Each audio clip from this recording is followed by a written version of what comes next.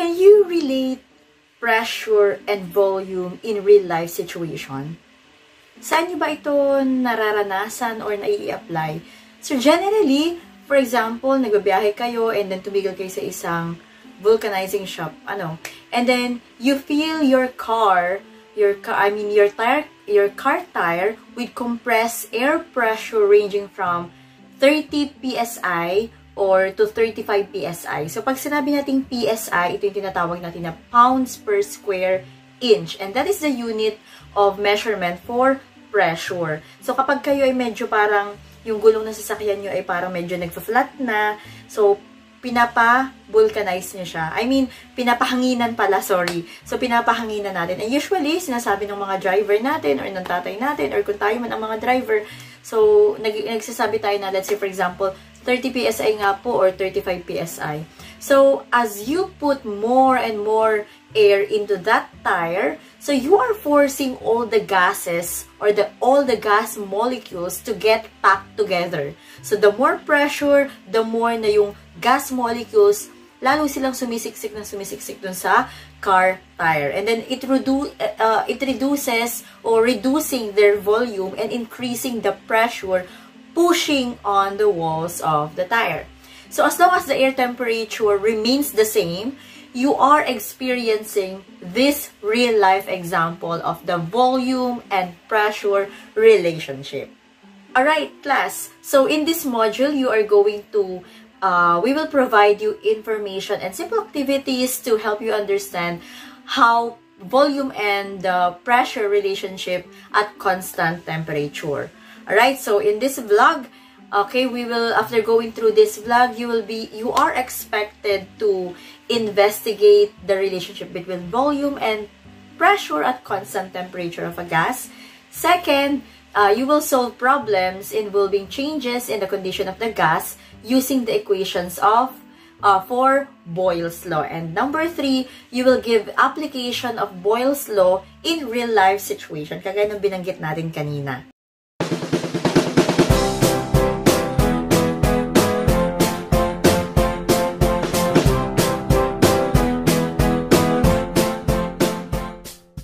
Hello my dear students, welcome back again with another vlog. This is me once again, Teacher Tin, your science teacher for today. So for this lesson, syempre kung bago pa lang sa channel ito, don't forget to subscribe, like, and hit the notification bell for more updates in Science 10.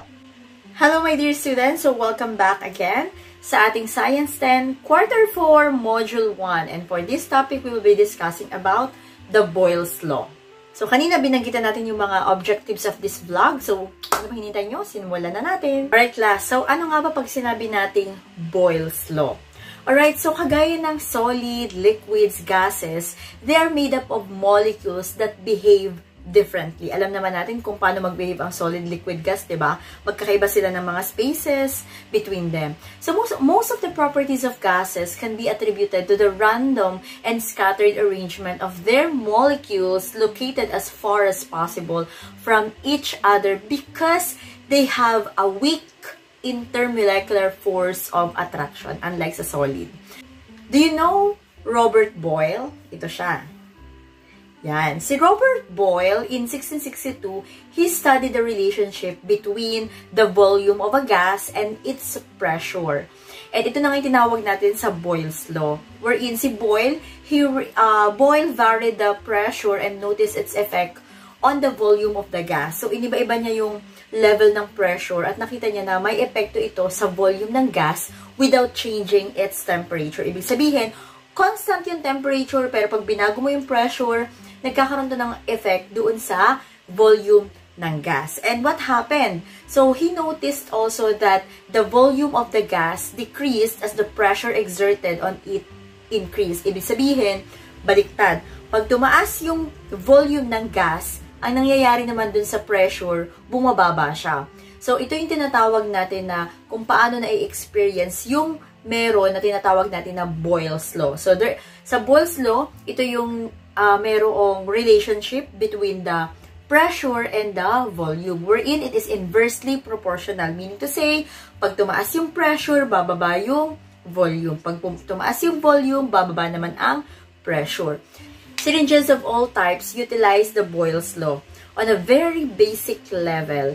So, tingnan nyo ang nangyayari. Kapag tumataas yung pressure tingnan sa syringe, kapag tinulak nyo siya, tataas yung pressure nyon. Pero what happens to the volume of that syringe? Diba siya ay lumiliit? Pero kapag hinatak mo ulit siya palayo, lalaki yung space niya, yung volume, pero yung pressure niya, mas maiksi or mas mababa na.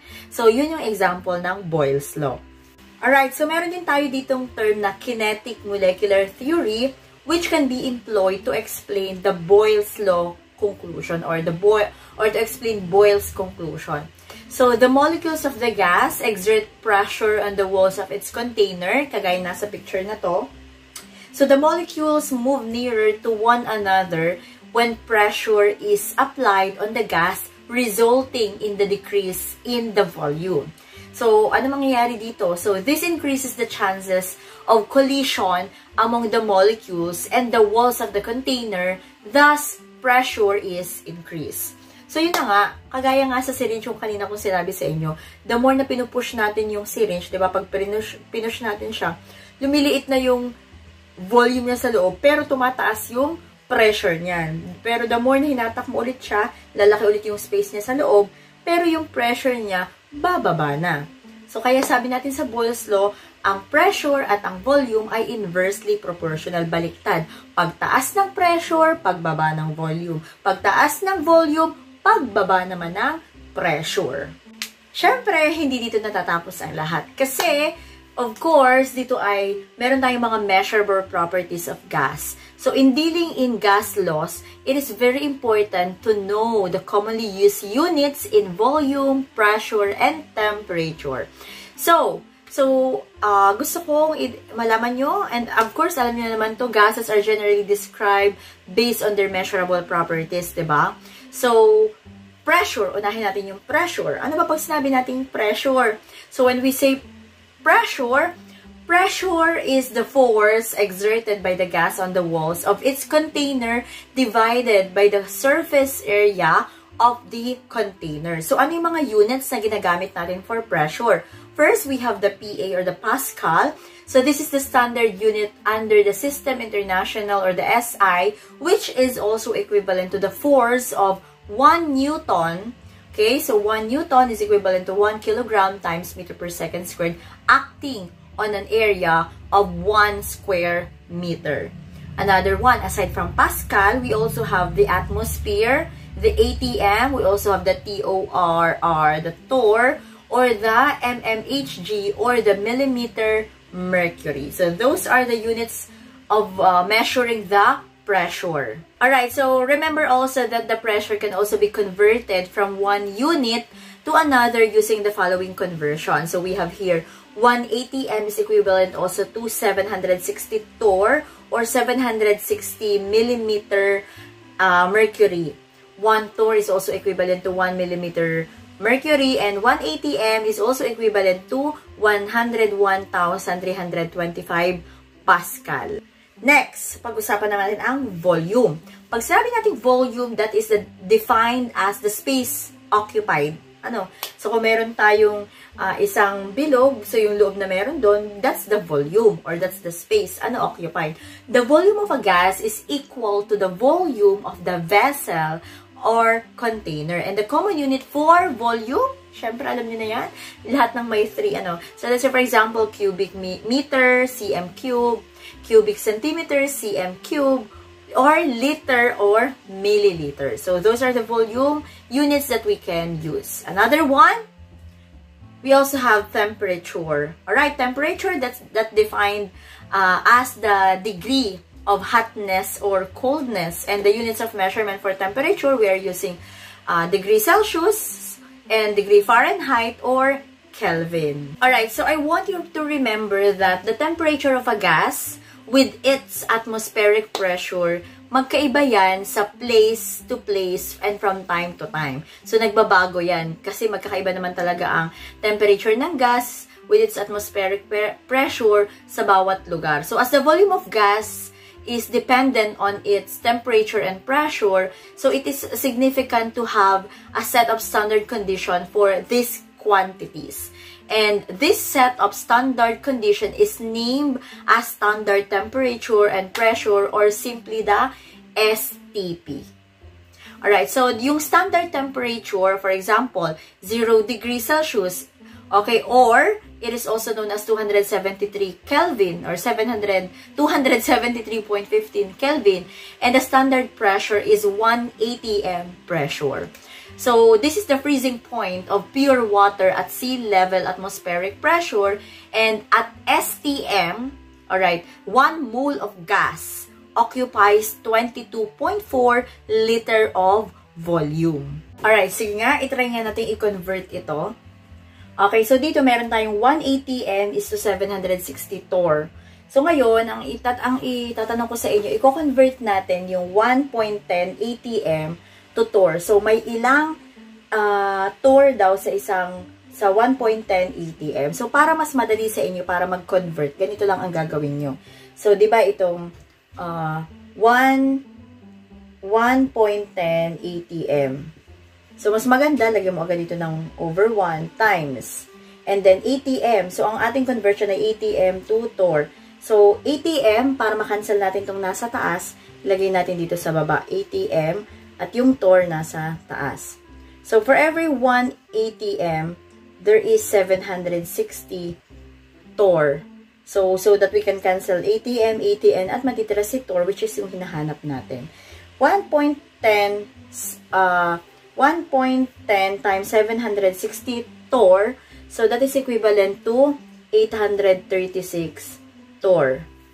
And 1 times 1 is 1. So, it means that, yan. So, ibig sabihin, ang 1.10 atm is also equivalent to 836 torr. Okay? Now, let us talk about the mathematical feature of Boyle's law. So, ang Boyle's law, it can be mathematically expressed as P, alright, P for pressure, and of course, it is equivalent to 1 over V, which at constant temperature. So the constant K is introduced to remove the proportionality sign, wherein P, okay, K1V, and therefore we have PV equals K. So yung K dito, it is constant for a given sample of gas, and it depends only on the mass of the gas and the temperature. Alright, so here, makikita nyo dito yung table that shows the pressure and the volume data for set of gas at a constant temperature. So, makikita nyo dito sa third column that represents the value of the constant K for this data, and it is always equal to the pressure multiplied by the volume. So, meaning to say, as one of the variable changes, the other changes in such way that the product of P times V, or the pressure times volume, always remains the same. So, at this particular case, that constant is 500 atm times milliliter. Alright, so I will show you also the figure for the Boyle's law graph. So, you can also see that, syempre, ginamit natin kaninang table. Alright, so, we plotted the volume on the x-axis and the corresponding pressure naman doon sa y-axis. And what have you noticed on this graph? Alright, so you can notice that if the same gas is brought into two different pressures, it will result to two distinct volumes with the same value for K. Hence, the equation will be P1 times V1 equals P2 V2. Okay, so this will be our equation for Boyle's law. Alright, so yung equation natin dito na P1 B1 is equal to P2 B2. So P1, it means the initial pressure, P2 is the final pressure, V1 is the initial volume, and V2 is the final volume. Alright, sample of neon has a volume of 225 cubic centimeter at 2 atm of pressure. What will be the pressure of the gas to have a volume of 500 cubic centimeters? So let us have all the given. So we have here the volume 1 of 225 cubic centimeter. And then we also have the pressure of 2 atm. And our volume 2 is 500 cubic centimeter. Now, ang tanong ay, what will be the pressure of the gas? Of course, since meron tayong P1, so we will look for the P2.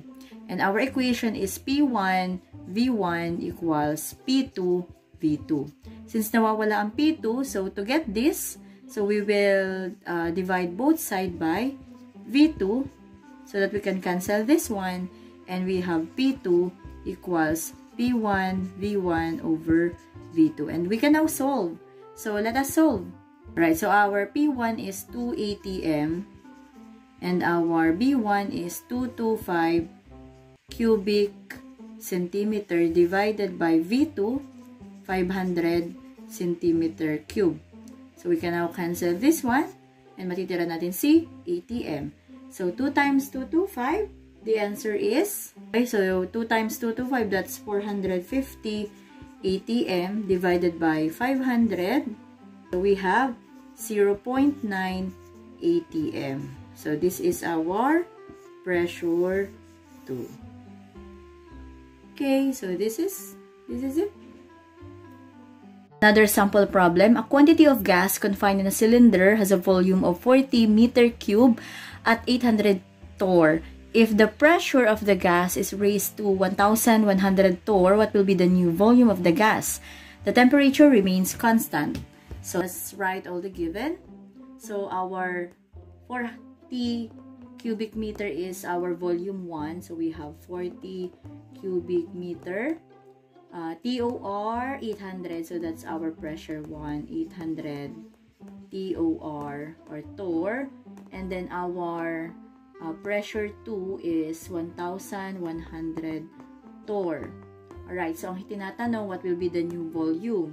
Right, so we will find the V2.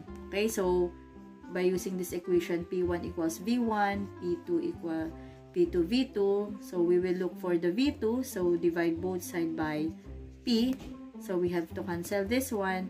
And we have, okay, so we have V2 equals V1, P1 V1 over P2.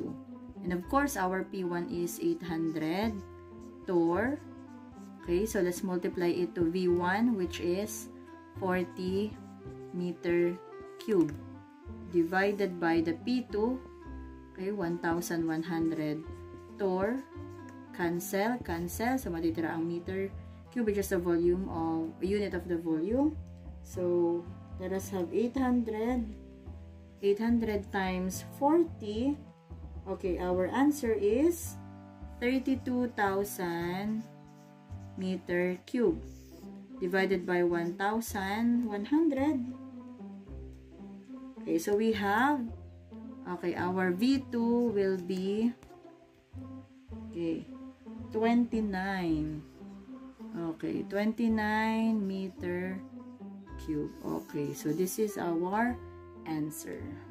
This is the end of our lesson vlog for Science 10 Quarter 4 Module 1.